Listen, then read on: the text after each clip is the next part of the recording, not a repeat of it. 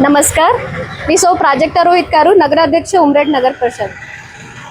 मागील काही दिवसांपासून उमरेड शहरामध्ये अगदी तणावाचं आणि अत्यंत असं गंभीर वातावरण शहरामध्ये तयार झालं होतं। कारण चतुर्थ वर्ग जे कर वाढ आहे ती शहरामध्ये झाली आणि त्याबद्दलच्या नोटीस शहराच्या इतर प्रभागांमध्ये गेल्या आणि नागरिकांना अत्यंत ह्याचा म्हणजे ज्या नोटीस मिळाल्यापासून त्यांच्या प्रतिक्रिया विविध नगरसेवकांकडे पण पोहोचल्या होत्या आणि त्या संदर्भामध्ये काहीतरी नगर परिषदकडनं पाऊल उचलण्यात यावं किंवा या संदर्भामध्ये दोन्ही पक्षांच्या मध्ये एक साधक बाधक चर्चा व्हावी आणि योग्य असा निर्णय जनतेच्या उमरेडमधील जनतेसाठी नागरिकांसाठी घेण्यात यावा। ह्या अनुषंगाने आज आम्ही विशेष सभा इथे नगर परिषदच्या सभागृहामध्ये भरवली होती आणि मी या आपल्या व्हिडिओच्या माध्यमातून हे सांगू इच्छिते की जनतेला मला एवढं सांगायचं आहे की ही जी करवाढ झाली आहे ही 4 वर्षापासून होते, दर 4 वर्षानंतर ही करवाढ होत असते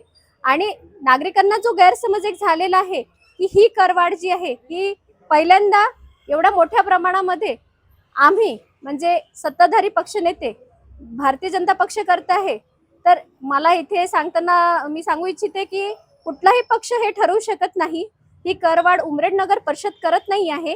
जे शासन निर्णय आहे त्यानुसार शासन निर्णयानुसार उमरेड नगर परिषदकडनं या नोटीस गेल्या, त्याच्यामध्ये कुठल्याही नगराध्यक्ष किंवा नगरसेवकाच्या म्हणण्यानुसार किंवा मुख्याधिकाऱ्यांच्या म्हणण्यानुसार ही करवाढ झालेली नाही।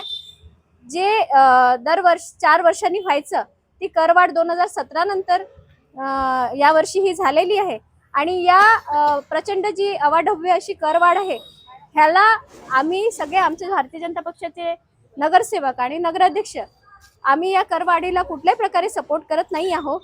आमची सुद्धा म्हणजे मागणी आहे किंवा आमचं सुद्धा शासनाला हे म्हणणं आहे की उमरेडची जनता जी आहे ती सर्वसाधारण जनता आहे। प्रत्येक उमरेडमध्ये सगळ्या व्यवसायाचे नोकरीवर जाणारे आणि मोलमजुरी करून पोट भरणारे असे आपले नागरिक आहे आणि त्या नागरिकांना कुठलाही आर्थिक बोजा पडू नये अशीच आमची नेहमी भूमिका राहणार आहे। कारण भारतीय जनता पक्ष हा सदैव नागरिकांचा हिताचा विचार करणारा पक्ष आहे। त्यामुळे आजच्या सभेमध्ये आम्ही शासनाला आम्ही एक विनंती पत्र सुद्धा दाखल केलेलं आहे। आमच्या सर्व नगरसेवकांच्या वतीने आम्ही एक विनंती पत्र दाखल केलेलं आहे की उमरेड शहरामध्ये जुनी जी कर पद्धती होती आणि त्या कर वसुलीची जी पद्धत होती त्या दरानेच उमरेड शहरामध्ये कर वसुली झाली पाहिजे आणि नवीन पद्धतीने जी अवाढव्य अशी वसुली आहे ती शासनाने सहानुभूतीपूर्वक याचा विचार करावा आणि नागरिकांवर आर्थिक बोज न वाढवता जुन्या पद्धतीनेच शहरामध्ये कर वसुली जशी सुरू होती त्या पद्धतीनेच करावी। त्यानंतर आम्ही जसं आता आजचं हे निवेदन आमच्या सगळ्या नगरसेवकांनी माझ्याजवळ सादर केलं, अशा पद्धतीचंच निवेदन आम्ही 30 तारखेलाच आपल्या राज्याचे सन्माननीय मुख्यमंत्री फडणवीस साहेब, त्याच्यानंतर उपमुख्यमंत्री आणि नगर रचना विभागाचे जे सचिव आहेत त्यांना सुद्धा पाठवलं। सन्माननीय पालकमंत्र्यांना सुद्धा अति तातडीने आम्ही आमचं निवेदन मुंबईला पाठवलेलं आहे आणि आम्हाला आशा आणि विश्वास दोन्ही आहे की आमचे सन्माननीय नेते आमच्या ह्या सहानुभूतीपूर्व विनंतीला नक्कीच पाठिंबा देतील आणि उमरेडमध्ये नागरिकांवर जो आर्थिक बोजा पडलेला आहे त्या अनुषंगाने मदतपूर्ण असा काहीतरी आम्हाला शासन निर्णय प्राप्त होईल। सर्वेक्षण जे झालं कर आकारणी संदर्भात त्याची पूर्वकल्पना तुम्हाला होती की नाही? आम्हाला कोणत्याही प्रकारची कल्पना या विषयावर निश्चितपणे नव्हती। कारण आमचं हे सभागृह जे स्थापना झाली या इलेक्शनलाच आता 5 ते 6 महिने होऊ घातलेले आहेत। त्याच्यामुळे हा जो निर्णय आहे हा फार 2, 3, 4 वर्ष अगोदरचा निर्णय आहे आणि प्रशासकीय आदेश होता ना, त्या अनुषंगाने सर्वेक्षण झालं, त्या अनुषंगाने कर आकारणी झाली। याच्यामध्ये स्थानिक स्वराज्य संस्थेचा आपल्या उमरेडच्या प्राजक्ता करूच्या टीमचा किंवा सत्ताधारी पक्षाचा किंवा विपक्षाचा कोणत्याही प्रकारचा रोल नव्हता, भूमिका नव्हती। त्यांनी कुठल्या निकषाच्या आधारे सर्वेक्षण पार पाडलं हे सुद्धा तुम्हाला माहित नव्हतं? हा या प्रश्नाची विचारणा आज 2 तासाच्या आमच्या सभेमध्ये वारंवार झाली। निकष त्यांचं हेच होतं की बरेच वर्षापासून कर आकारणी हे वाढीव स्वरूपात आकारला गेलेली नाही आणि खूप वर्षाचा दीर्घ कालावधी झाला असल्यामुळे प्रचंड प्रमाणात सर्वेक्षणामध्ये मालमत्तामध्ये फेरफार झालेला दिसला आणि त्या आधारे त्यांनी सर्वेक्षणाचं मूल्यमापन झाल्यानंतर कर आकारणी झाली आणि ती खूप जास्त प्रमाणात वाढीव स्वरूपात आली. त्याच्यामुळे जनतेमध्ये क्षोभ झाला. शहरात बऱ्याच ठिकाणी जुन्या वस्त्या आहेत, हा, तिथे जुन्या वस्त्या. अजूनही जुनी कौलारू आणि मातीची घरं आहेत. एकदम तर चांगला त्या मालमत्तांवर सुद्धा 10 पटीने एवढं कर आकारणी त्या नोटीस मध्ये एकदम आलेलं आहे. महत्वाचा प्रश्न पत्रकार महोदय आपण विचारला. हे सर्वेक्षण चुकीचा झालेला आहे याच्यावर संपूर्ण सभागृह एक झालं आणि जे सर्वेक्षणाचे केलेले अधिकारी या ठिकाणी आले ते सुद्धा या गोष्टीचं प्रामाणिकपणे उत्तर देऊ शकले नाही आणि ते रनअवे झाले, म्हणजे ते निघून गेले.